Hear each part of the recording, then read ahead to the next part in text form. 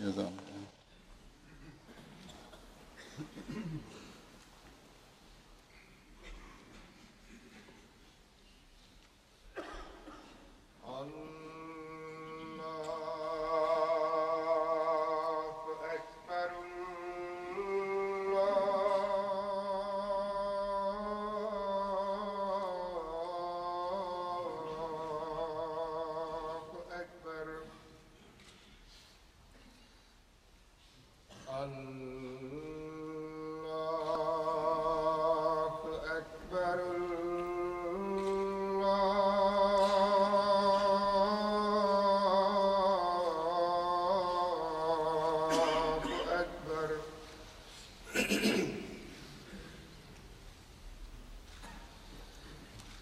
أشهد أن لا إله إلا الله. أشهد أن لا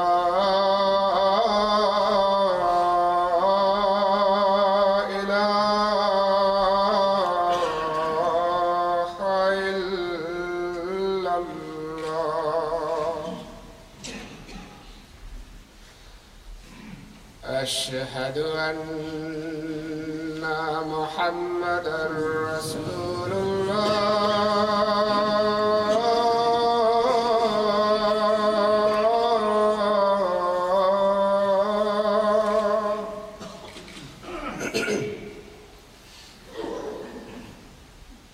أشهد أن محمدًا رسول الله.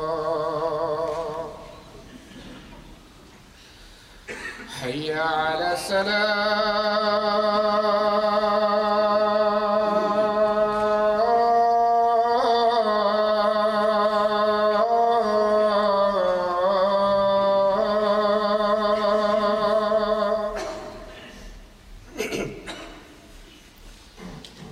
حي على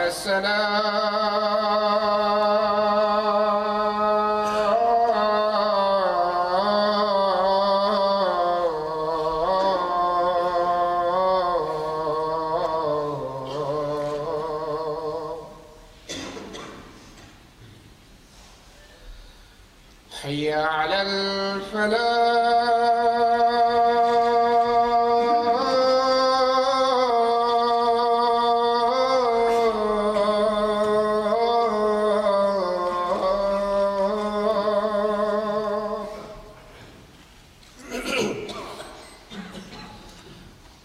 حي على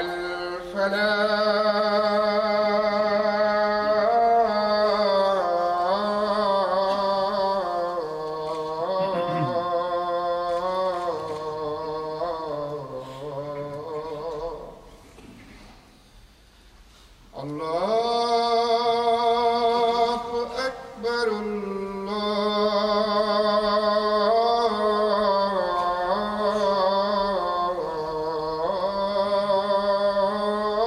الله أكبر. لا إله إلا الله.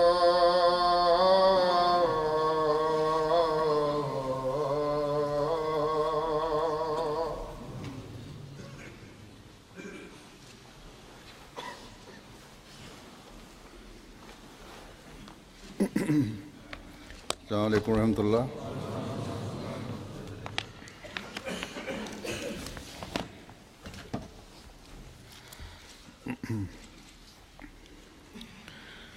أشهد أن لا إله إلا الله وحده لا شريك له وأشهد أن محمدًا عبده ورسوله. أما بعد فأعوذ بالله من الشيطان الرجيم بسم الله الرحمن الرحيم الحمد لله رب العالمين الرحمن الرحيم مالك يوم الدين إياك نعبد وإياك نستعين اهدنا الصراط المستقيم صراط الذين أنعمت عليهم غير المغضوب عليهم ولا الضالين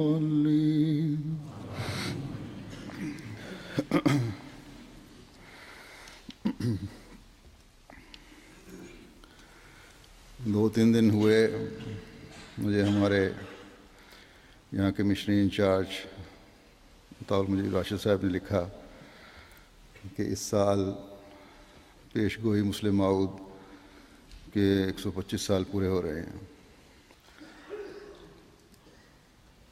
مجھے ان کی خط کی طرز سے یہ لگا کہ وہ چاہتے ہیں کہ میں یہ خطبہ اس موضوع پر دوں، گو کہ انہوں نے واضح طور پہ تو نہیں لکھا تھا. اس موضوع پہ ہر سال جلسے بھی منعقد ہوتے ہیں. 2 سال پہلے میں ایک خطبہ دے چکا ہوں، گو کہ ایک خطبے میں بھی یہ موضوع پوری طرح اس کا احاطہ نہیں ہو سکتا. تو پہلے تو میں اس طرف مائل نہیں تھا، لیکن پھر طبیعت اس طرح مائل ہوئی کہ یہ ایک عظیم پیش گوئی ہے جو کسی شخص کی ذات سے وابستہ نہیں ہے، بلکہ یہ پیش گوئی اسلام کی نشأت ثانیہ سے تعلق رکھتی ہے. اور اس پیش گوئی کی اصل تو آن حضرت صلی اللہ علیہ وسلم کی پیش گوئی ہے، اس لیے اس کا تذکرہ ضروری ہے. اور پھر اس لیے بھی کہ گو جہاں ہماری جماعتی طور پہ جہاں آزادی ہے، جلسے منعقد ہوتے ہیں، وہاں جلسے ہو بھی جاتے ہیں. مختلف موضوع ہیں، مختلف پہلو ہیں پیش گوئی کے، ان کو مختلف مقررین بیان کرنے کی کوشش کرتے ہیں. لیکن پاکستان میں تو جلسوں پہ پابندی ویسے ہی ہے. ان کے لیے بھی یہ موضوع ایسا ہے کہ نئی نسل کے لیے بھی ضروری ہے. نوجوانوں کو بھی اس بارے میں علم ہونا چاہیے، نئے آنے والوں کو بھی علم ہونا چاہیے. پھر صرف نئے آنے والوں کو ہی نہیں، بلکہ انسان کی طبیعت میں جو اتار چڑھاؤ رہتا ہے، اس کی وجہ سے بعید نہیں کہ بعض بڑی عمر کے لوگ بھی اتنا زیادہ اس موضوع کو نہ جانتے ہوں، اس پر غور کیا ہو، اور آج ان کی طبیعت اس طرف مائل ہوئی ہو. تو بہرحال اس وجہ سے یہ موضوع کچھ حد تک چاہے ہو بیان کرنا ضروری ہے.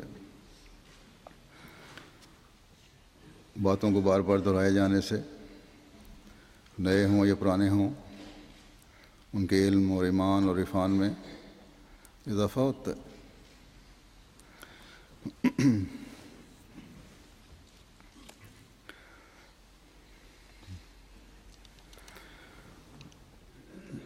پھر یہ بھی ہے کہ جماعت جس طرح اللہ تعالیٰ کے فضل سے تیزی سے پھیل رہی ہے نئے ملکوں میں، نئی جگہوں پر، وہاں مقررین جو ہیں یا معلمین جو مقرر ہیں ان کو اتنا علم نہیں ہوتا ہر بات کا. یہ پیش گوئیاں جو ہیں حضرت مسیح علیہ السلام کی، نہ ان کا علم ہے صحیح طرح سے، نہ اتنی گہرائی میں جا کے بیان کر سکتے ہیں. تو اس پہلو سے بھی اس کا بیان کرنا میں نے ضروری سمجھا. تو بہرحال جیسا کہ میں نے کہا، گو حضرت مسیح موعود علیہ الصلوۃ والسلام نے پیش گوئی فرمائی تھی کہ اللہ تعالیٰ ایک بیٹا عطا فرمائے گا جو مسلم موعود ہوگا، اور اس کی تفصیل میں آپ نے اس کی بہت ساری خصوصیات بیان فرمائی تھی. لیکن یہ پیش گوئی تو حضرت صلی اللہ علیہ وسلم نے یہ الفاظ بیان فرما کر 1400 سال پہلے بیان فرما دی تھی کہ ینزل عیسیٰ ابن مریم الی الارض فیتزوج ویولد لہ، کہ عیسیٰ ابن مریم جب زمین پر نزول فرما ہوں گے تو شادی کریں گے اور ان کی اولاد ہوگی. اور جیسا کہ ہم جانتے ہیں عیسیٰ ابن مریم کی وضاحت حضرت صلی اللہ علیہ وسلم نے دوسری احادیث میں فرمائی ہے کہ وہ کون ہیں.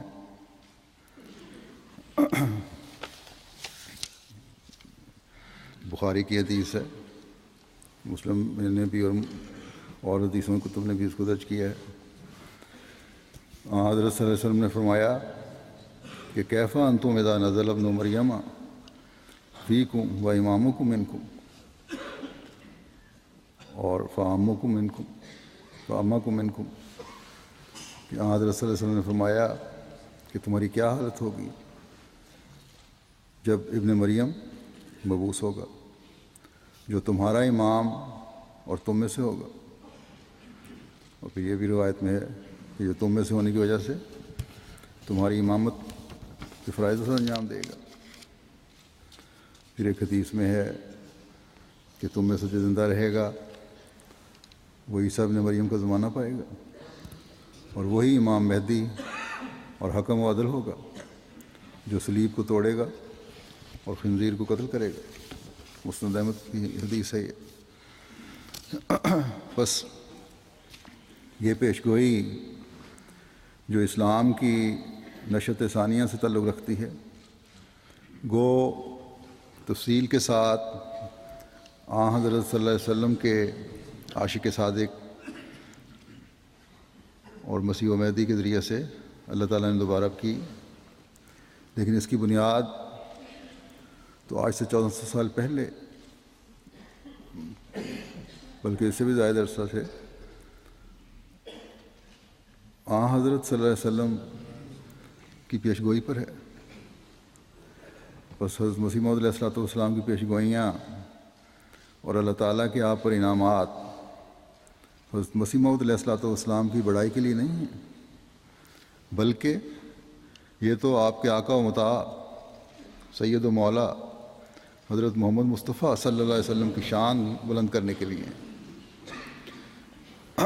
آپ صلی اللہ علیہ وسلم کا جھنڈا دنیا میں گاڑنے کے لیے ہیں. یہ تائیدی نشانات جو حضرت مسیح علیہ الصلوۃ والسلام کی حق میں اللہ تعالیٰ دکھاتا ہے، یہ در حقیقت حضرت صلی اللہ علیہ وسلم کی شان بلند کرنے کے لیے ہیں.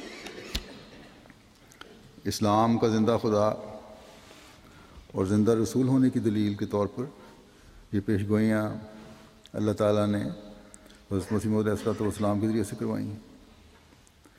بس احمدیت اسلام سے کوئی علیحدہ چیز نہیں ہے، اور حضرت مسیح موعود علیہ الصلوۃ والسلام سے بڑھ کر دنیا میں حضرت صلی اللہ علیہ وسلم کا عاشق کوئی نہیں.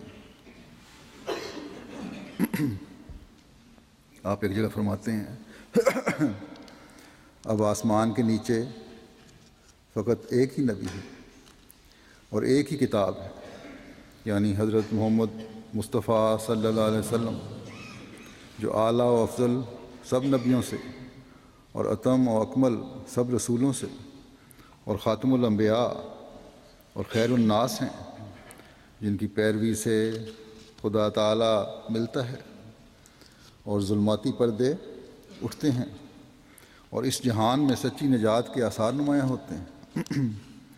اور قرآن شریف جو سچی اور کامل ہدایتوں اور تاثیروں پر مشتمل ہے، جس کے ذریعے سے حقانی علوم اور معارف حاصل ہوتے ہیں اور بشری آلودگیوں سے دل پاک ہوتا ہے، اور انسان جہل اور غفلت اور شہادت اور شبہات کے حجابوں سے نجات پا کر حق الیقین کے مقام تک پہنچ جاتا ہے۔ حضرت مسیح موعود علیہ السلام کی کوئی بات لے لیں، آپ کی زندگی کی کسی عمل کی طرف نظر کر لیں، آپ کی تحریر کو لے لیں، ان سب کا رخ اللہ تعالیٰ، قرآن مجید اور حضرت صلی اللہ علیہ وسلم کی طرف ہی نظر آئے گا۔ آپ علیہ السلام نے دنیا کو بتا دیا اور ببانگ دہل یہ اعلان کیا کہ آج اگر کوئی زندہ مذہب ہے تو وہ اسلام ہے، آج اگر کوئی زندہ رسول ہے جو خدا سے ملاتا ہے تو حضرت محمد مصطفیٰ صلی اللہ علیہ وسلم، جن کی پیروی سے خدا ملتا ہے۔ اور آج اگر کوئی کامل کتاب ہے جو تمام قسم کی تحریفوں اور علائشوں سے پاک ہے اور اپنی اصل حالت میں ہے، جس کے پڑھنے سے حقانی علوم و معارف حاصل ہوتے ہیں، جس کے پڑھنے سے انسان کا دل پاک ہوتا ہے، یعنی خالص ہو کر پڑھنے سے، ورنہ تو جو پاک نہیں ہے، خالص نہیں ہے، اس کو تو قرآن پڑھنے سے کوئی فائدہ نہیں ہوتا۔ یہ اللہ تعالیٰ نے قرآن کریم میں بھی فرمایا ہے۔ بس آپ علیہ السلام نے ہمیں اس سوچ سے پر کیا، ہمارے دل و دماغ کو یہ عرفان عطا فرمایا کہ آج اگر کوئی زندہ نبی ہے تو وہ حضرت صلی اللہ علیہ وسلم کی ذات، جنہوں نے ہمیں خدا سے ملایا، ایک براہ راست تعلق اللہ تعالیٰ سے پیدا کرنے کی طرف رہنمائی فرمائی تاکہ دلوں کے اندھیرے دور ہوں اور بندے اور خدا کا ایک تعلق پیدا ہو۔ آپ کی کتاب ہی وہ زندہ کتاب ہے جس میں قیامت تک کے لیے وہ تمام احکام، اوامر و نواہی اور خدا تعالیٰ تک پہنچنے کے طریقے بیان ہو گئے ہیں، جن سے باہر سوچنے کی کوئی گنجائش ہی نہیں، نہ انسان میں طاقت ہے کہ سوچ سکے۔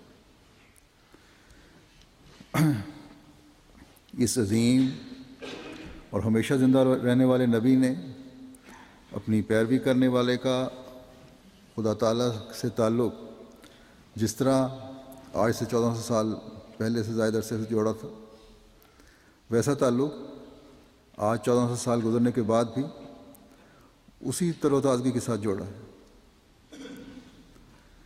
بلکہ جب آخرین منہم لما یلحقوا بہم کی قرآنی پیش گوئی کہ پورا ہونے کا زمانہ آیا، تو اس عشق و محبت کی وجہ سے جو غلام کو اپنے آقا سے تھا، مسیح موعود کی بعثت ایمان کو ثریا سے زمین پر لانے کا باعث بن گئی اور ایک نئی شان سے دین محمدی دنیا میں دوبارہ مسیح موعود کے ذریعے سے قائم ہو گیا۔ اولین سے آخرین جو ہیں وہ اولین سے جوڑ دیے گئے۔ اس کا حدیث میں یوں ذکر ملتا ہے ایمان کو ثریا سے لانے کا۔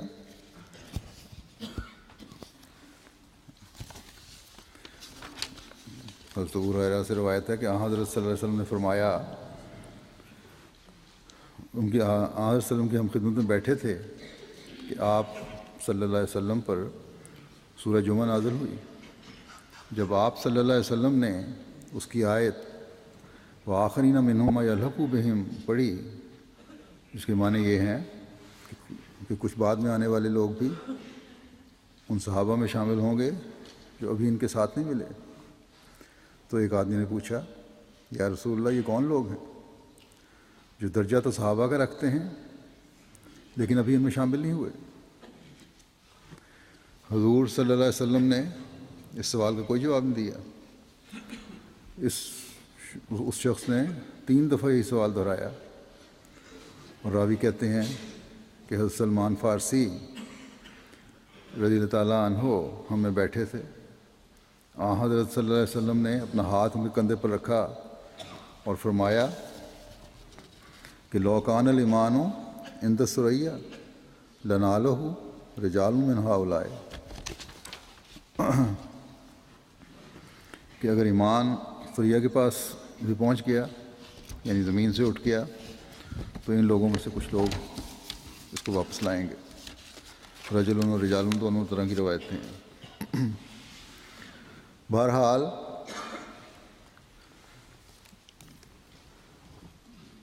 حضرت مسیح موعود علیہ الصلوۃ والسلام کا مسیح و مہدی ہونے کا دعویٰ تو بات کا ہے، لیکن اس سے پہلے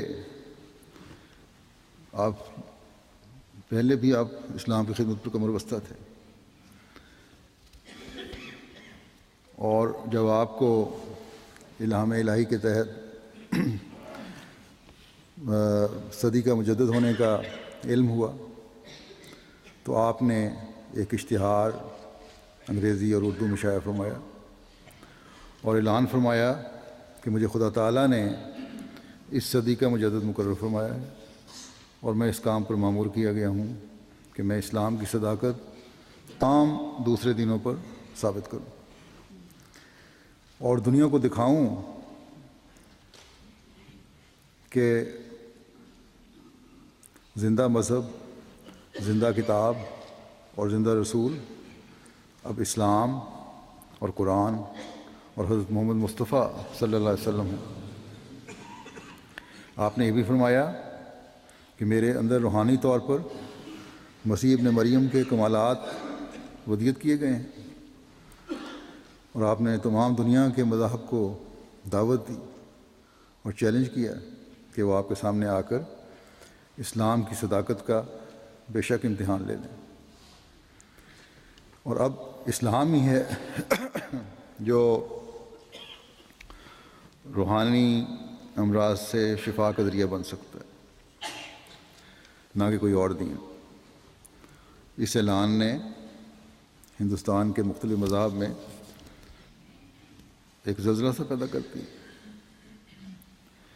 مگر کسی میں جرأت نہیں ہوئی کہ آپ کے اعلان کے مطابق اسلام کی صداقت کا تجربہ کرے۔ بڑے بڑے پادری جو اسلام چھوڑ کر عیسائیت کی آغوش میں چلے گئے تھے، عماد الدین وغیرہ جیسے، انہوں نے یہی فیصلہ کیا کہ کسی قسم کے مقابلے کی یا نشان مانگنے کی ضرورت نہیں۔ لیکن ایک پادری سوئفٹ اور لیکھرام وغیرہ جنہوں نے گو بظاہر آمادگی ظاہر کی، لیکن بعد کے واقعات نے ان کی آمادگی کو بھی واضح کر دیا کہ یہ صرف دکھاوا تھا۔ اس سب کی تفصیل جماعت کی لٹریچر میں موجود ہے، حضرت مسیح موعود علیہ السلام کی کتب میں موجود ہے، تاریخ احمدیت میں موجود ہے، اس وقت بیان تو نہیں ہو سکتی۔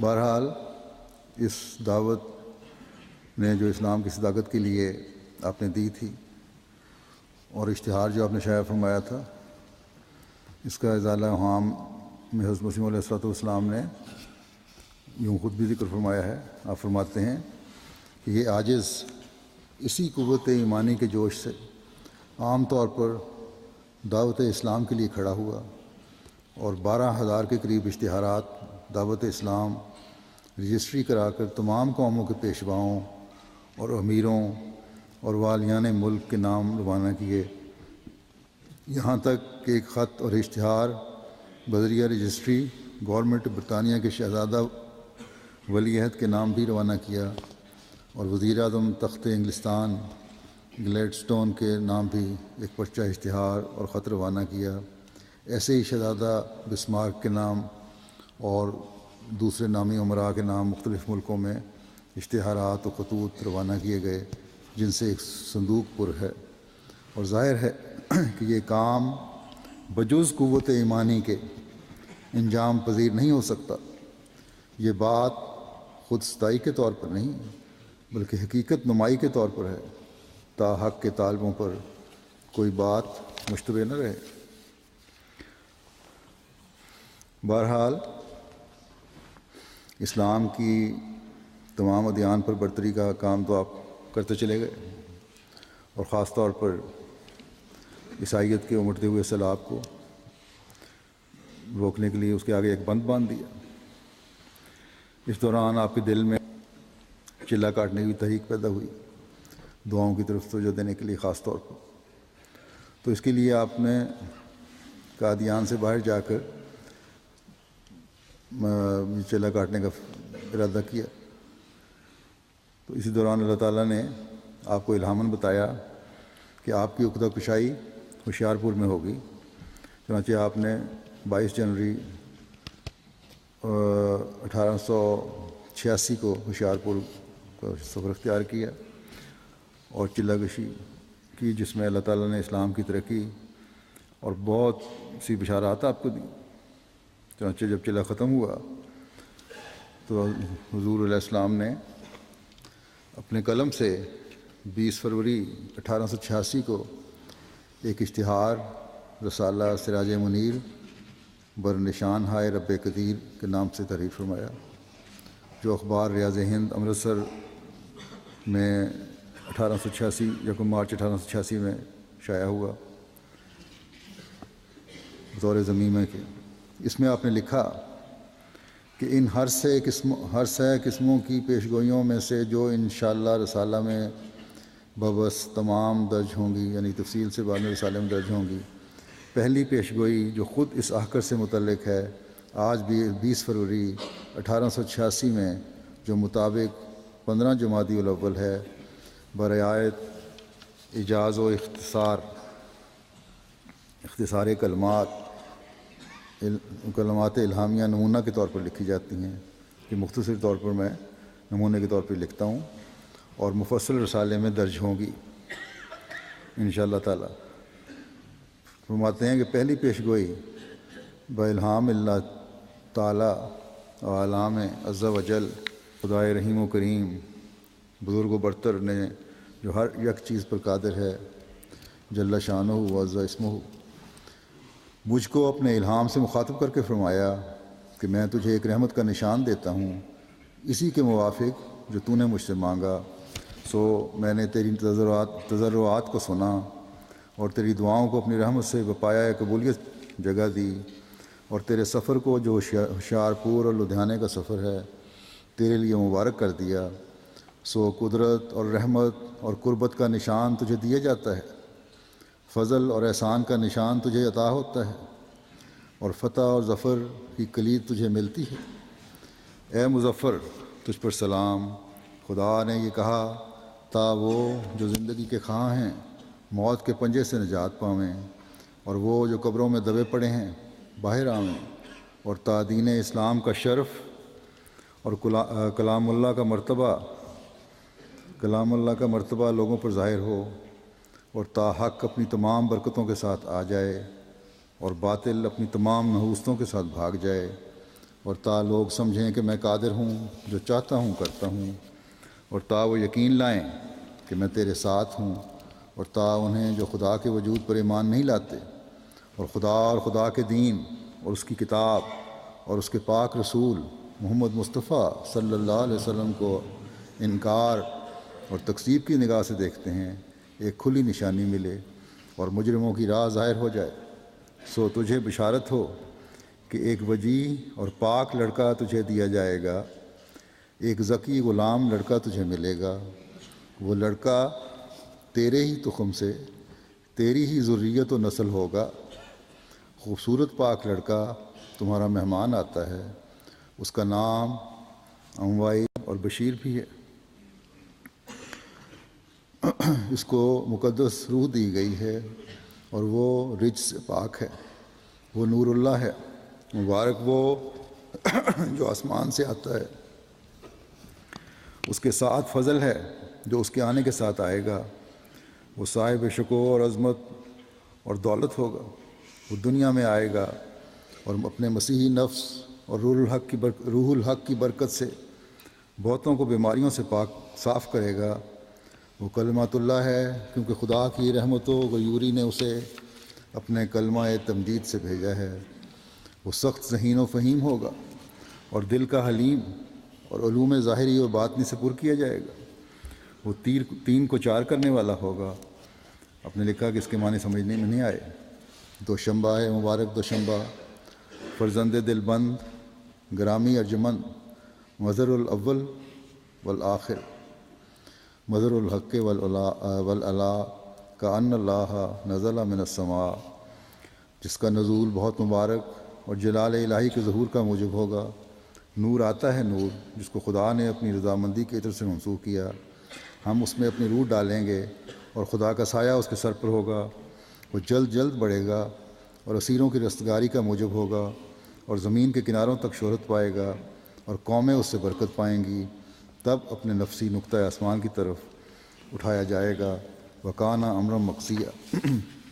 فرماتے ہیں پھر خدائے کریم جل شانہ نے مجھے بشارت دے کر کہا کہ تیرا گھر برکت سے بھرے گا اور میں اپنی نعمتیں تجھ پر پوری کروں گا، اور خواتین مبارکہ سے جن میں سے تو بعض کو اس کے بعد پائے گا، تیری نسل بہت ہوگی، اور میں تیری ذریت کو بہت بڑھاؤں گا اور برکت دوں گا، مگر بعض ان میں سے کم عمری میں فوت ہوں گے، اور تیری نسل کثرت سے ملکوں میں پھیل جائے گی، اور ہر یک شاخ تیرے جدی بھائیوں کی کاٹی جائے گی۔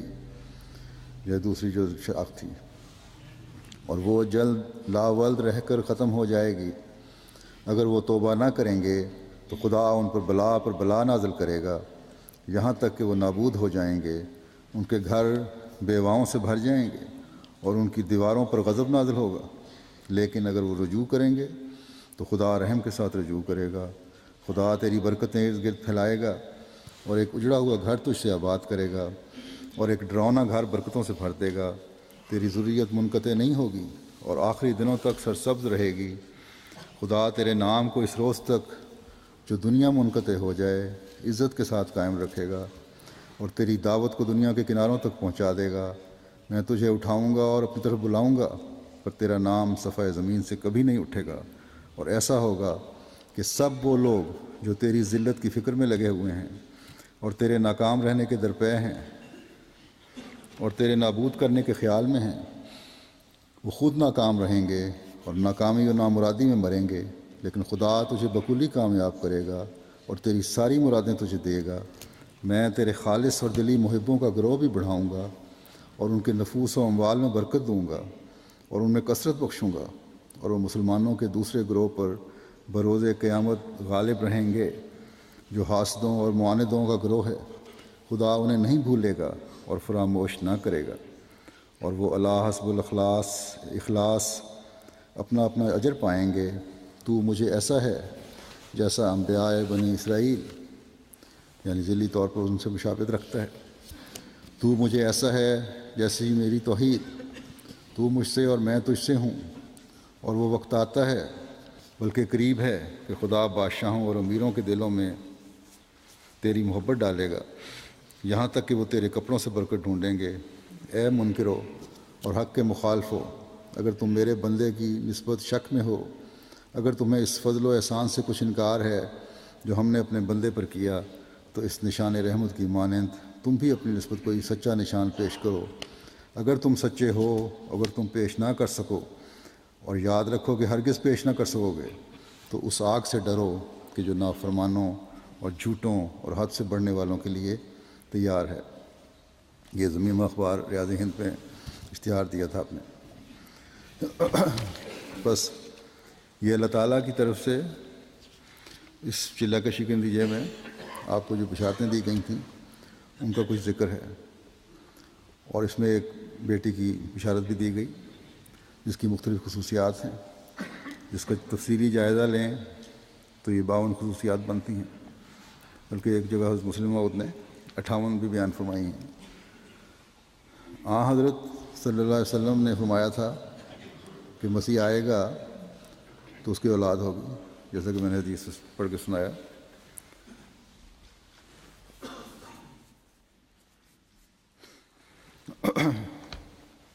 اب اولاد تو اکثر لوگوں کی ہوتی ہے، اس میں کیا خاص بات ہے؟ حضرت صلی اللہ علیہ وسلم نے اگر پیش گوئی فرمائی تھی تو یقیناً کسی اہم بات کی، اور وہ یہی بات تھی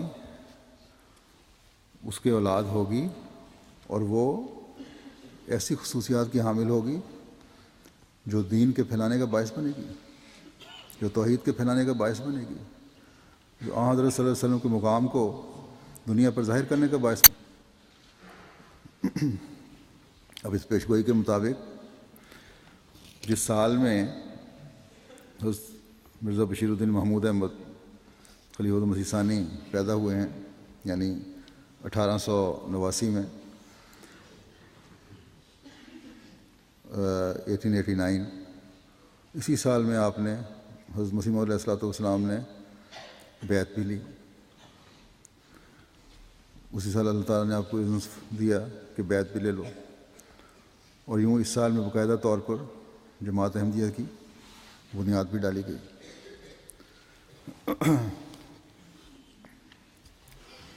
جس نے اب اسلام کی تبلیغ کا کام کرنا ہے،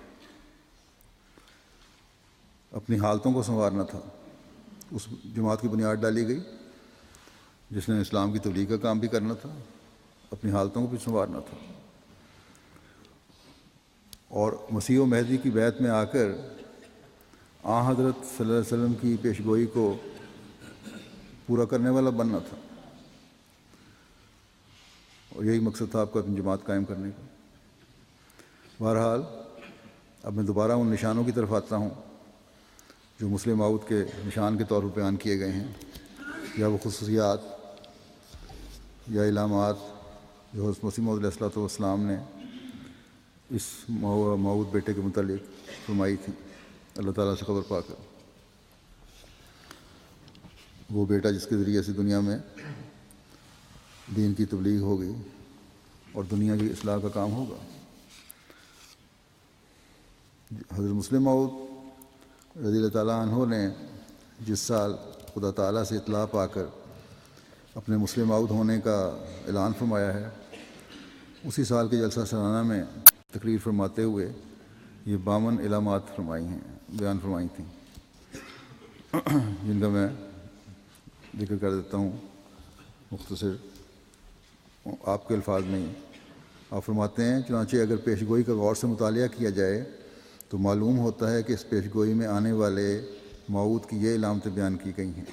پہلی علامت یہ تھی کہ وہ قدرت کا نشان ہوگا، دوسری علامت یہ بیان کی گئی کہ وہ رحمت کا نشان ہوگا، تیسری علامت یہ بیان کی گئی کہ وہ قربت کا نشان ہوگا، چوتھی علامت یہ بیان کی گئی کہ وہ فضل کا نشان ہوگا، پانچویں علامت یہ بیان کی گئی کہ وہ احسان کا نشان ہوگا، چھٹی علامت یہ بیان کی گئی کہ وہ صاحب شکوہ ہوگا، ساتویں علامت یہ بیان کی گئی کہ وہ صاحب عظمت ہوگا، آٹھویں علامت یہ بیان کی گئی کہ صاحب دولت ہوگا، نویں علامت یہ بیان کی گئی کہ وہ مسیحی نفس ہوگا، 10ویں علامت یہ بیان کی گئی کہ وہ روح الحق کی برکت سے بہتوں کو بیماریوں سے صاف کرے گا، 11ویں علامت یہ بیان کی گئی کہ وہ کلمۃ اللہ ہوگا، 12ویں علامت یہ بیان کی گئی کہ خدا تعالیٰ کی رحمت اور غیوری نے اسے اپنے کلمہ تمجید سے بھیجا ہوگا، 13ویں علامت یہ بیان کی گئی کہ وہ سخت ذہین ہوگا،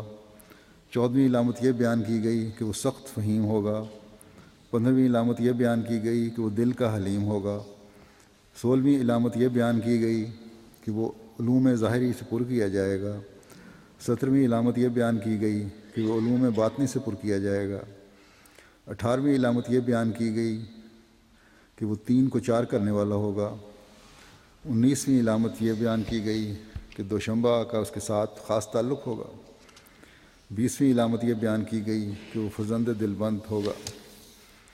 21ویں علامت یہ بیان کی گئی کہ وہ گرامی ارجمند ہوگا۔ 22ویں علامت یہ بیان کی گئی کہ وہ مظہر الاول ہوگا۔ 23ویں علامت یہ بیان کی گئی کہ وہ مظہر الآخر ہوگا۔ 24ویں علامت یہ بیان کی گئی کہ وہ مظہر الحق ہوگا۔ 25ویں علامت یہ بیان کی گئی کہ وہ مظہر العلا ہوگا۔ 26ویں علامت یہ بیان کی گئی کہ وہ کان اللہ نزل من السماء کا مصداق ہوگا۔ 27ویں علامت یہ بیان کی گئی کہ اس کا نزول بہت مبارک ہوگا۔ 28ویں علامت یہ بیان کی گئی کہ اس کا نزول جلال الہی کے نور کا موجب ہوگا۔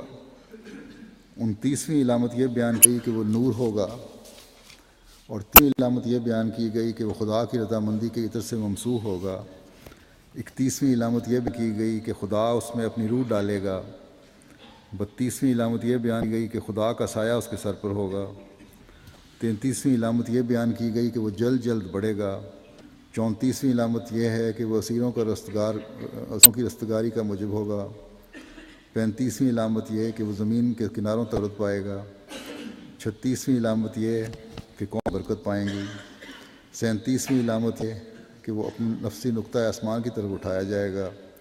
38ویں علامت یہ کہ وہ دیر سے آنے والا ہوگا۔ 39ویں علامت یہ بیان کی گئی کہ وہ دور سے آنے والا ہوگا۔ 40ویں علامت یہ کہ فخر رسل ہوگا۔ 41ویں علامت یہ کہ اس کی ظاہری برکتیں تمام زمین پر پھیلیں گی۔ 42ویں علامت یہ بھی گئی کہ اس کی باطنی برکتیں تمام زمین پر پھیلیں گی۔ 43ویں علامت یہ بیان کی گئی کہ یوسف کی طرح اس کے بڑے اس کی مخالفت کریں گے۔ 44ویں علامت یہ بیان کی گئی کہ وہ بشیر الدولہ ہوگا۔ 45ویں علامت یہ بیان کی گئی کہ وہ شادی خان ہوگا۔ 46ویں علامت یہ تھی کہ وہ عالم کباب ہوگا۔ 47ویں علامت یہ بیان کی گئی کہ وہ حسن و احسان میں حضرت مسیح موعود علیہ السلام کا نظیر ہوگا۔ 48ویں علامت یہ بیان کی گئی وہ کلمۃ العزیز ہوگا۔ 49ویں علامت یہ بیان کی گئی وہ کلمۃ اللہ خان ہوگا۔ 50ویں علامت یہ بیان کی گئی وہ ناصر الدین ہوگا۔ 51ویں علامت یہ بیان کی گئی کہ وہ فاتح الدین ہوگا، اور 52ویں علامت یہ بیان کی گئی کہ وہ بشیر ثانی ہوگا۔ تو یہ علامتیں ہیں جن کی ہر ایک علامت جو ہے وہ ایک علیحدہ موضوع بن سکتا ہے تقریر کا، اس کا اس وقت نہیں۔ بہرحال یہ علامتیں تھیں۔ اگر ہم بغور جائزہ لیں تو حضرت مسلم موعود کی زندگی کا جائزہ اگر لیں اور اس کا مطالعہ کریں، آپ کی 52 سالہ دور خلافت کو دیکھیں تو ہر علامت جو ہے آپ میں نظر آتی ہے۔ اس کی تفصیل میں جانے کا جیسے میں نے کہا وقت نہیں ہے، بعض باتوں کا تذکرہ میں آگے کروں گا، اور یہ تفصیل جو ہے جماعتی لٹریچر میں موجود بھی ہے۔ یہاں یہ بھی بتا دوں کہ جب حضرت مسیح موعود علیہ السلام نے پیش گوئی شائع فرمائی تو اس وقت پنڈت لیکھ رام نے نہایت گھٹیا زبان استعمال کرتے ہوئے ہر پیش گوئی کے مقابلے پر اپنی دریدہ ذہنی اور اخلاقی گراوٹ کا مظاہرہ کیا۔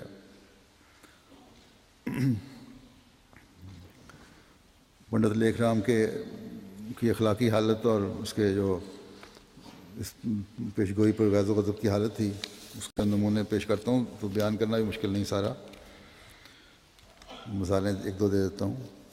پنڈت لیکھ رام نے 18 مارچ 1886 کو نہایت گستاخانہ لب و جہل لہجے میں ایک مفتریانہ اشتہار شائع کیا، جس میں حرف بحرف خدا تعالیٰ کے حکم سے لکھنے کا ادعا کر کے جواب دیا۔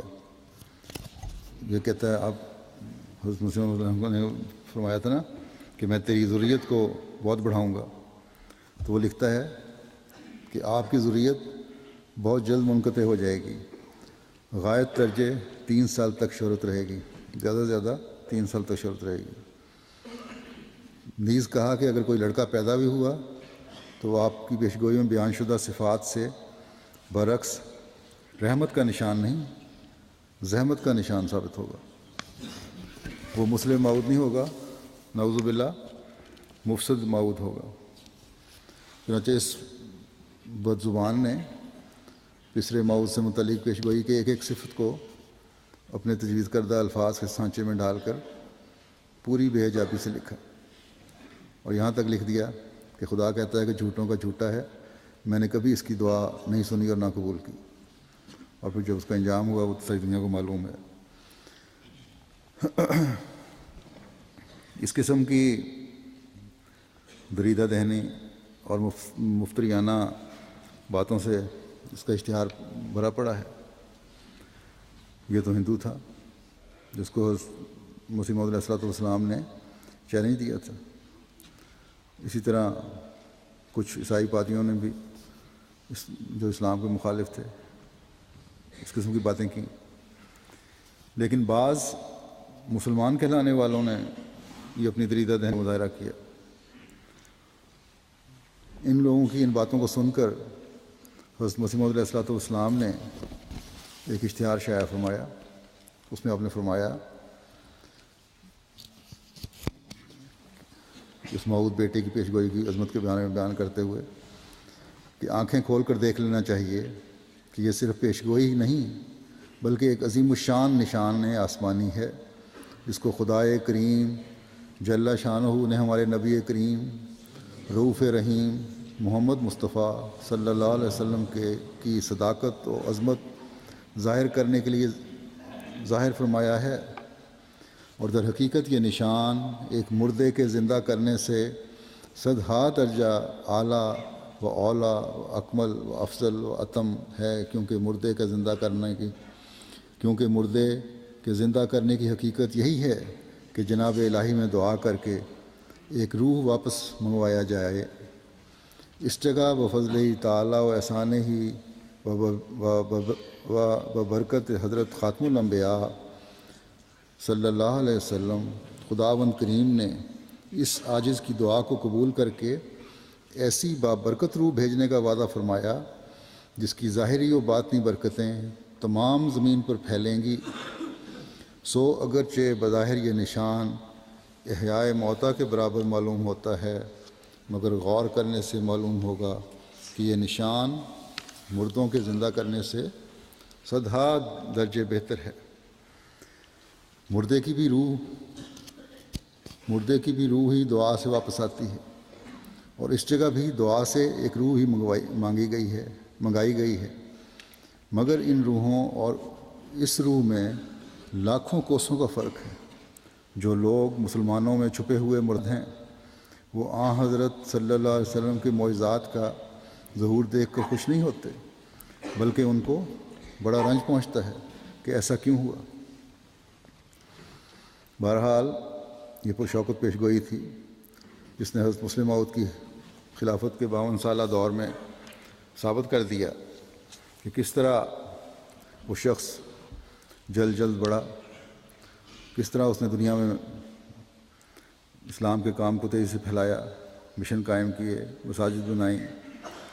آپ کے وقت میں باوجود اس کے کہ وسائل بہت کم تھے، مالی کشائش جماعت کو نہیں تھی، دنیا کے 34-35 ممالک میں جماعت کا قیام ہو چکا تھا۔ کئی زبانوں میں قرآن کریم کا ترجمہ شائع ہو چکا تھا، مشن کھولے جا چکے تھے۔ آپ کی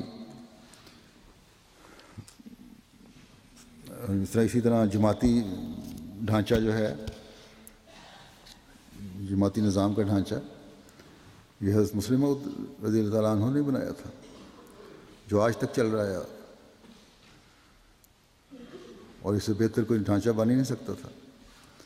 اسی طرح ذیلی تنظیمیں ہیں، وہ بھی آج تک چل رہی ہیں، اس وقت کی بنائی ہوئی ہیں۔ ہر کام آپ کی ذہانت اور فہم کا منہ بولتا ثبوت ہے۔ قرآن کریم کی تفسیر ہے اور دوسرے علمی کارنامے ہیں، آپ کے علوم میں ظاہری و باطنی کے پر ہونے کا ثبوت ہے، باطنی سے پر ہونے کا ثبوت ہے۔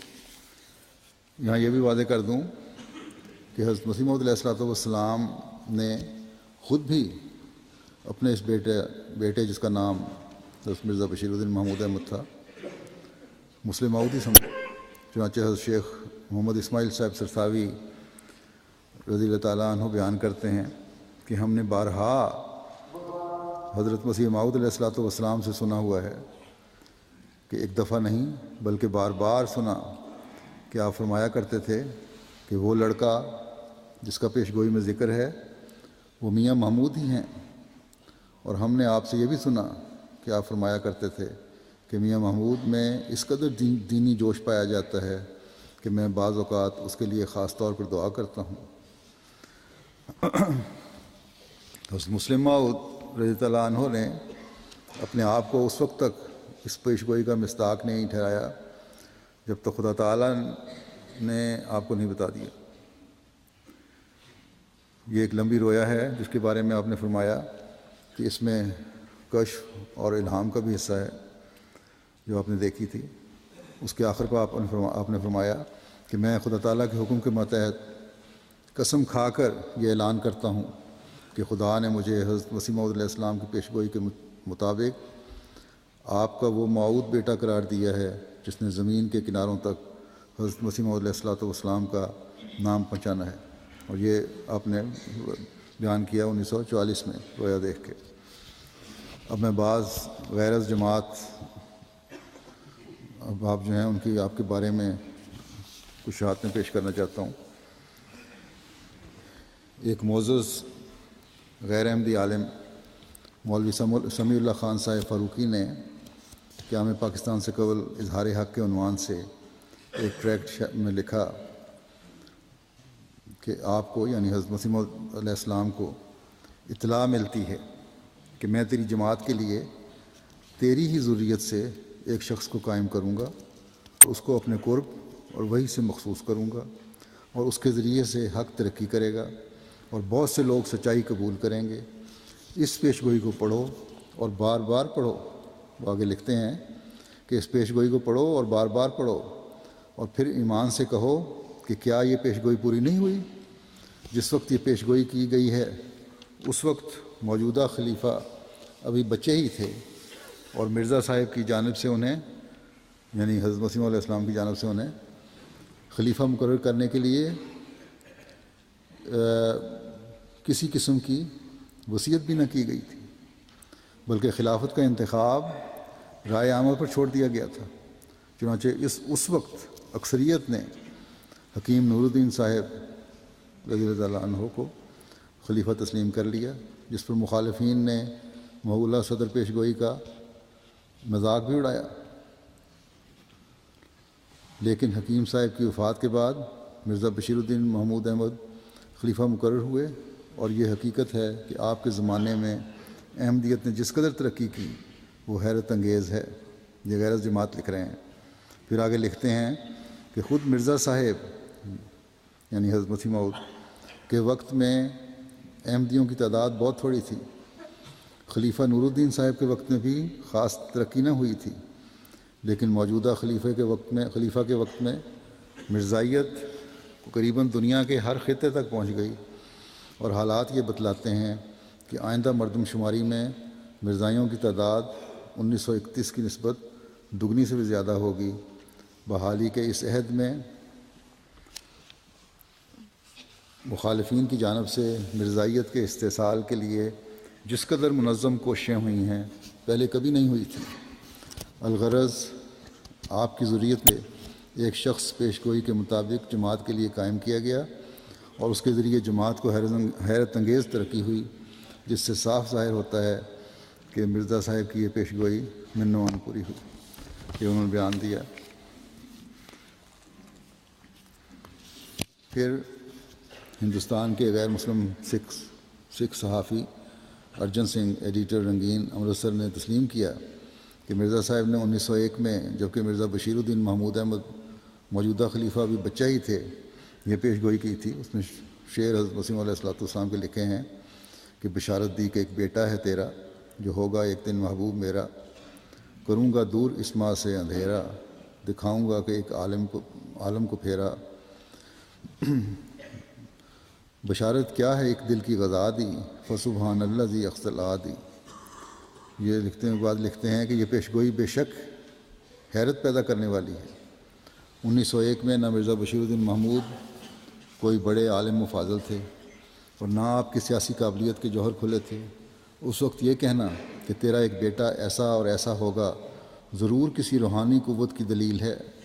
یہ کہا جا سکتا ہے کہ چونکہ مرزا صاحب نے ایک دعویٰ کر کے گدی کی بنیاد رکھ دی تھی، اس لیے آپ کو یہ گمان ہو سکتا تھا کہ میرے بعد میری جانشینی کا صحرا میرے لڑکے کے سر پر رہے گا، لیکن یہ خیال باطل ہے، اس لیے کہ مرزا صاحب نے خلافت کی شرط نہیں رکھی تھی کہ وہ ضرور مرزا صاحب کے خاندان سے اور آپ کی اولاد سے ہی ہو۔ چنانچہ خلیفہ اول ایک ایسے صاحب ہوئے جن کا مرزا صاحب کے خاندان سے کوئی واسطہ نہ تھا۔ پھر بہت ممکن تھا کہ مولوی حکیم نور الدین صاحب خلیفہ اول کے بعد بھی کوئی اور صاحب خلیفہ ہو جاتے۔ پھر یہ لکھتے ہیں کہ چنانچہ اس موقع پر بھی مولوی محمد علی صاحب امیر جماعت لاہور خلافت کے لیے امیدوار تھے، لیکن اکثریت نے مرزا بشیر الدین صاحب کا ساتھ دیا اور اس طرح آپ خلیفہ مقرر ہو گئے۔ لکھتے ہیں کہ اب سوال یہ ہے کہ اگر بڑے مرزا صاحب کے اندر کوئی روحانی قوت کام نہ کر رہی تھی تو پھر آخر آپ یہ کس طرح جان گئے کہ میرا ایک بیٹا ایسا ہوگا؟ جس وقت مرزا صاحب نے مندرجہ بالا اعلان کیا ہے اس وقت آپ کے 3 بیٹے تھے، آپ تینوں کے لیے دعائیں بھی کرتے تھے، لیکن پیش گوئی صرف ایک کے متعلق ہے، اور ہم دیکھتے ہیں کہ وہ ایک فی الواقعہ ایسا ثابت ہوا ہے کہ اس نے ایک عالم میں تغیر پیدا کر دیا ہے۔ بسر موعود سے متعلق وعدہ الہی تھا کہ وہ اولو العزم ہوگا، اور یہ کہ وہ علوم ظاہری و باطنی سے پر کیا جائے گا۔ چنانچہ نامور ہندوستان کے صحافی خواجہ حسن نظامی دہلوی اپنے کلمی تصویر کھینچتے ہوئے لکھتے ہیں کہ اکثر بیمار رہتے ہیں، حضرت مسلم موعود کے بارے میں لکھتے ہیں کہ اکثر بیمار رہتے ہیں مگر بیماریاں ان کی عملی مستعدی میں رخنہ نہیں ڈال سکتی۔ انہوں نے مخالفت کی آندھیوں میں اطمینان کے ساتھ کام کر کے اپنی مغلئی جواں مردی کو ثابت کر دیا، اور یہ بھی کہ مغل ذات کار فرمائی کا خاص سلیقہ رکھتی ہے، سیاسی سمجھ بھی رکھتے ہیں اور مذہبی عقل و فہم میں بھی قوی ہیں، اور جنگی ہنر میں بھی جانتے ہیں، یعنی دماغی اور قلمی جنگ کے ماہر ہیں۔ پھر بسر موعود کے متعلق ایک عام خبر یہ دی گئی تھی کہ وہ اسیروں کی رستگاری کا موجب ہوگا۔ یہ پیش گوئی جس حیرت انگیز رنگ میں پوری ہوئی اس نے انسانی عقل کو غرتہ حیرت میں ڈال دیا، اور تحریک آزادی کشمیر اس پر گواہ ہے، کیونکہ اس تحریک کو کامیاب بنانے کا صحرا آل انڈیا کشمیر کمیٹی کے سر ہے، اور یہ مشہور کمیٹی حضور کی تحریک اور ہند و پاکستان کے بڑے بڑے مسلم زعماء مثلاً سر ذوالفقار علی خان، علامہ سر ڈاکٹر سر محمد اقبال، خواجہ حسن نظامی دہلوی، سید حبیب مدیر اخبار سیاست وغیرہ کے مشوروں سے 25 جولائی 1931 کو شملے میں قائم ہوئی، اور اس کی صدارت خلیفۃ المسیح ثانی کو سونپی گئی تھی، اور آپ کی کامیاب قیادت کا نتیجہ یہ ہوا کہ مسلمانان کشمیر جو مدتوں سے انسانیت کے ادنیٰ حقوق سے بھی محروم ہو کر غلامی کی زندگی بسر کر رہے تھے، ایک نہایت قلیل عرصے میں آزادی کی فضا میں سانس لینے لگے۔ ان کے سیاسی اور معاشی حقوق تسلیم کیے گئے، ریاست میں پہلی دفعہ اسمبلی قائم ہوئی، اور تقریر و تحریر کی آزادی کے ساتھ انہیں اس میں مناسب نمائندگی ملی، جس پر مسلم پریس نے حضرت مسلم موعود کے شاندار کارناموں کا اقرار کرتے ہوئے آپ کو خراج تحسین ادا کرتے ہوئے یہاں تک لکھا کہ جس زمانے میں کشمیر کی حالت نازک تھی، اور اس زمانے میں جن لوگوں نے اختلاف عقائد کے باوجود مرزا صاحب کو صدر منتخب کیا تھا، انہوں نے کام کی کامیابی کو زیر نگاہ رکھ کر بہترین انتخاب کیا تھا۔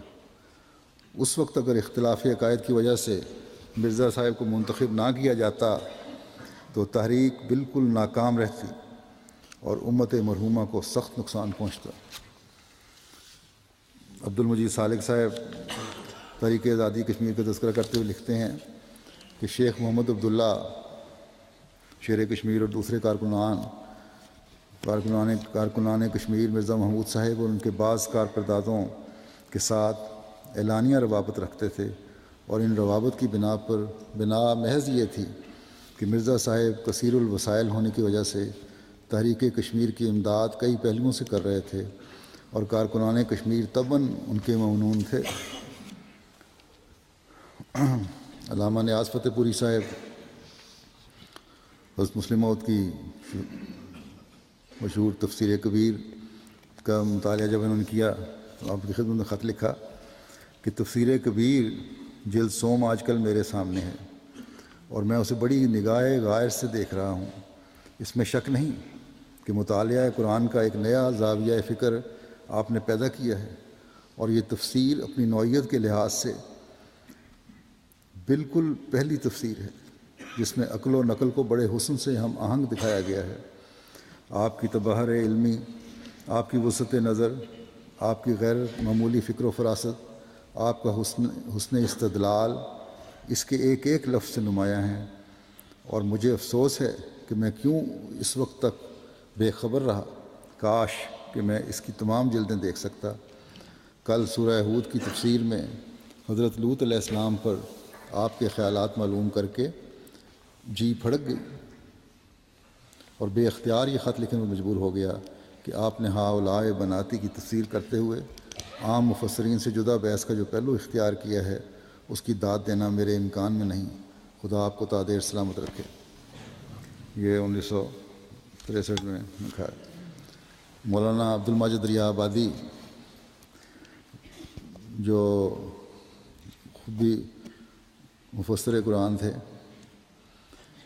اور صدق جدید کے مدیر تھے، حضور کی وفات پر انہوں نے لکھا کہ قرآن اور علوم قرآن کی عالمگیر اشاعت اور اسلام کی آفاق گیر تبلیغ میں جو کوششیں انہوں نے سرگرمی اولو العزمی سے اپنے طویل عمر میں جاری رکھیں، ان کا اللہ انہیں صلہ دے. علمی حیثیت سے قرآنی حقائق و معارف کی جو تشریح و تبیین و ترجمانی وہ کر گئے ہیں، اس کا بھی ایک بلند و ممتاز مرتبہ ہے. بس یہ مختصر بیان میں نے کیا ہے پیش گوئی کے پس منظر کا، پیش گوئی کا، اور اس کا حضرت مرزا بشیر الدین محمود احمد خلیفۃ المسیح ثانی کے بارے میں پورا ہونے کا. آپ کے علمی کارنامے ایسے ہیں کہ جو دنیا کو نیا انداز دینے والے ہیں، جس کا دنیا نے اقرار کیا، جس کے چند نمونے میں نے پیش کیے ہیں. معاشی، اقتصادی، سیاسی، دینی، روحانی سب پہلوؤں پر آپ نے جب بھی قلم اٹھایا یا تقریر کے لیے کھڑے ہوئے یا مشوروں سے امت مسلمہ یا دنیا کی رہنمائی فرمائی، تو کوئی بھی آپ کے تبحر علمی اور فراست اور ذہانت اور روحانیت سے متاثر ہوئے بغیر نہ رہ سکا. آپ مسلم موعود تھے، دنیا کی اصلاح کے لیے اللہ تعالیٰ نے آپ کو بھیجا تھا، جس میں روحانی، اخلاقی اور ہر طرح کی اصلاح شامل تھی. جیسے میں نے کہا کہ آپ کا 52 سالہ دور خلافت تھا، اور آپ نے خطبات جمعہ کے علاوہ بے شمار کتب بھی تحریر فرمائی ہیں، تقاریر بھی فرمائیں، جن کو جب تحریر میں لایا گیا تو یا لایا جا رہا ہے تو ایک عظیم علمی اور روحانی خزانہ بن گیا ہے اور بن رہا ہے. فضل عمر فاؤنڈیشن جو قائم کی گئی تھی آپ کی وفات کے بعد، حبیب الثالث نے قائم فرمائی تھی، یہ سب مواد جو ہے آپ کا یہ کتب کی صورت میں شائع کر رہی ہے، اور آج تک اس پر کام ہو رہا ہے.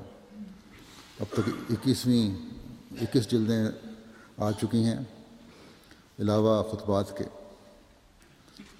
جو انوار العلوم کے نام سے مشہور ہیں، اور ہر جلد جو ہے یہ کم از کم 600-700 صفحات پر مشتمل ہے.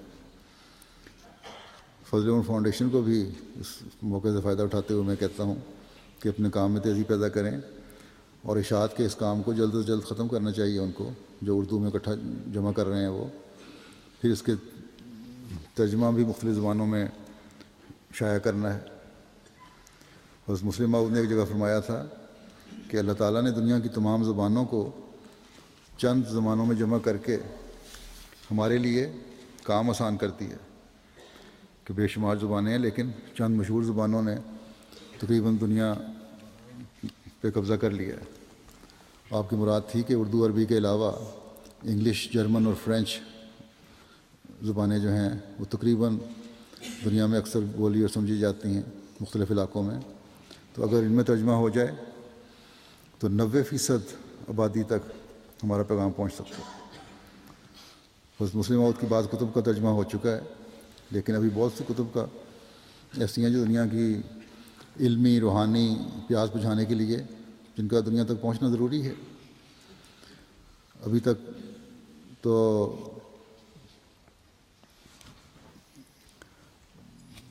یہ ترجمہ جو ہے وہ دوسرے ادارے کر رہے ہیں، فضل العلم فاؤنڈیشن نہیں کر رہی، لیکن اصل کام تو یہ فضل العلم فاؤنڈیشن کا ہے. اگر پہلے نہیں بھی تھا تو اب ان کو اس طرح توجہ کرواتا ہوں میں، کیونکہ جماعت کے دوسرے ادارے تو حضرت مسیح موعود علیہ الصلوۃ والسلام کی کتب کی طرف پہلے توجہ کر رہے ہیں، ساتھ ساتھ جو حد تک ممکن ہوتا ہے حضرت مسیح موعود کی کتب بھی ترجمہ ہو رہی ہیں اور جماعتی لٹریچر بھی ترجمہ ہو رہا ہے. تو بہرحال یہ فضل العلم فاؤنڈیشن کو بھی اپنے کام میں وسعت پیدا کرنی چاہیے، تیزی پیدا کرنی چاہیے. ان کتابوں کے ترجمے نہ ہونے کی وجہ سے حضرت مسلم موعود کے بعض لوگوں نے سرقہ بھی کر لیا، آپ کی کتب لے کے نقل کر لی، اپنے نام سے ترجمہ کر کے شائع کر دی. چنانچہ ابھی مجھے عربی ڈیسک کے ایک ہمارے مربی صاحب نے بتایا کہ منہاج الطالبین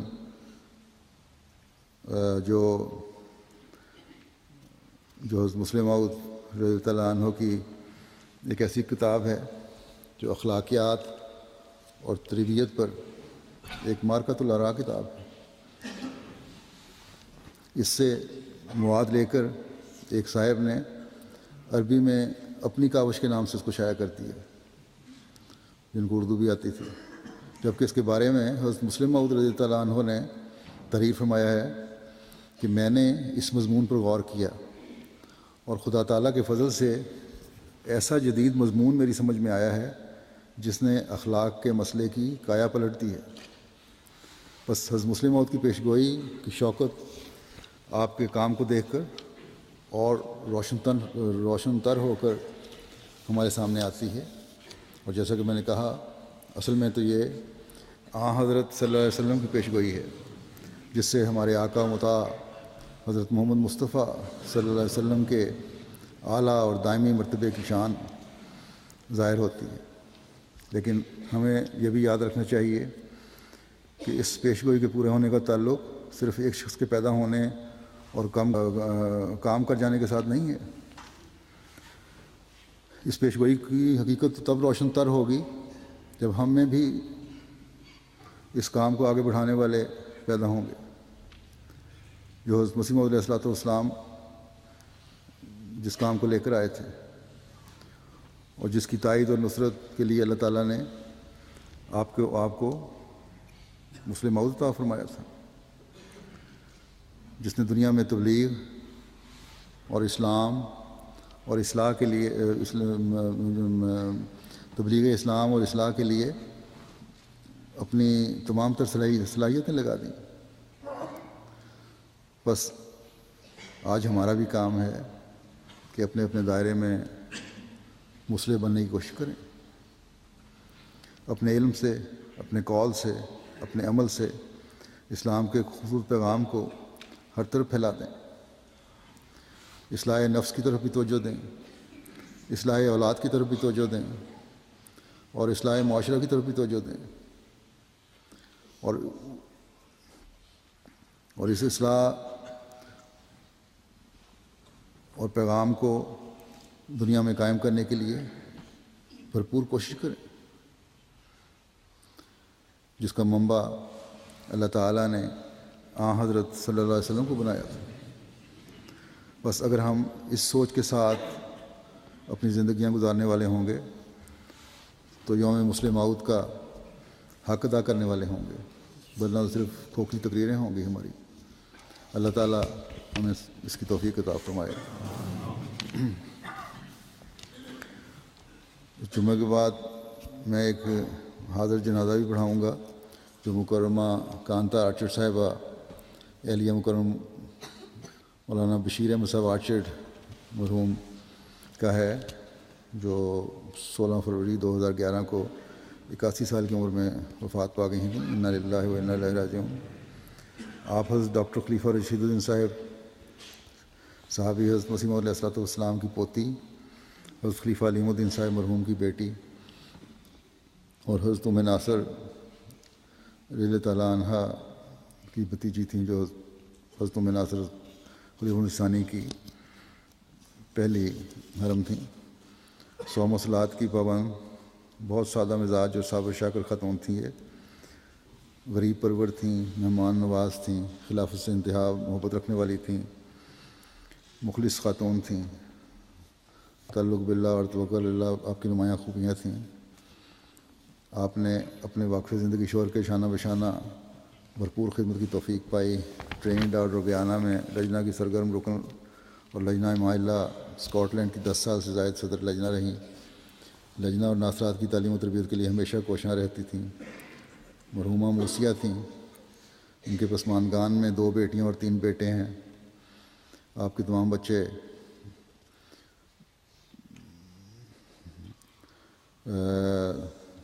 چار بچے تو میں جانتا ہوں جماعتی خدمات میں پیش ہیں،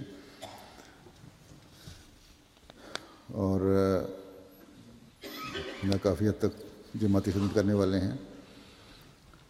بشیر آرچر صاحب نے انڈیا میں ملٹری ڈیوٹی کے دوران اسلام قبول کیا تھا، اور پھر 1945 میں قادیان میں حضرت مسلم موعود رضی اللہ عنہ سے ملاقات کی اور جماعت میں شامل ہوئے، اور 1946 میں زندگی وقف کر کے پہلے انگریز مبلغ بننے کا شرف حاصل کیا تھا.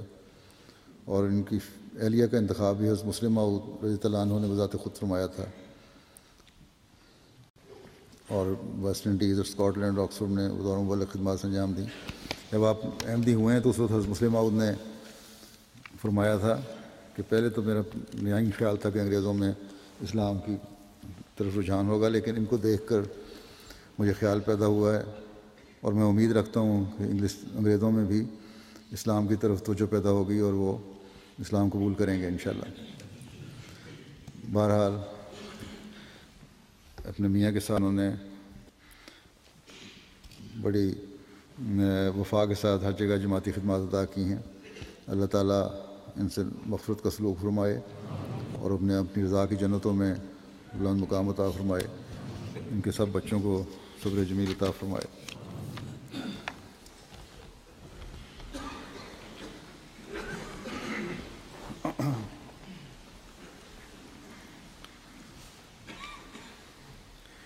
الحمد للہ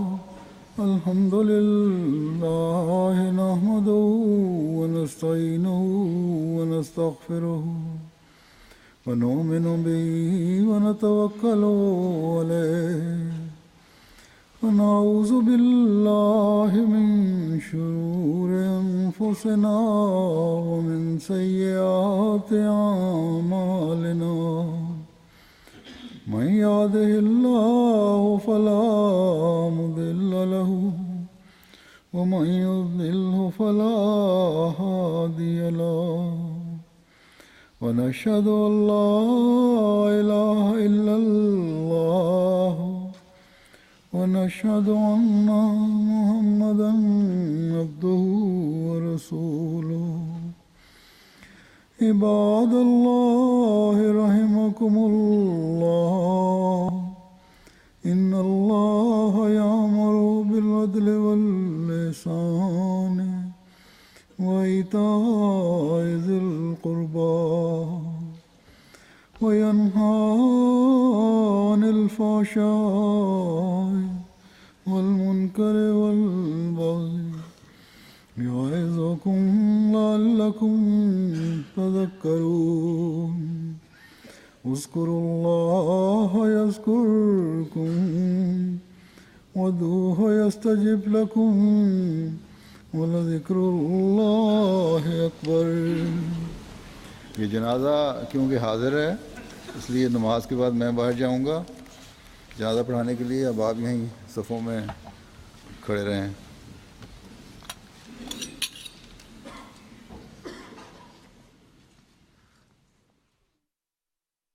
ما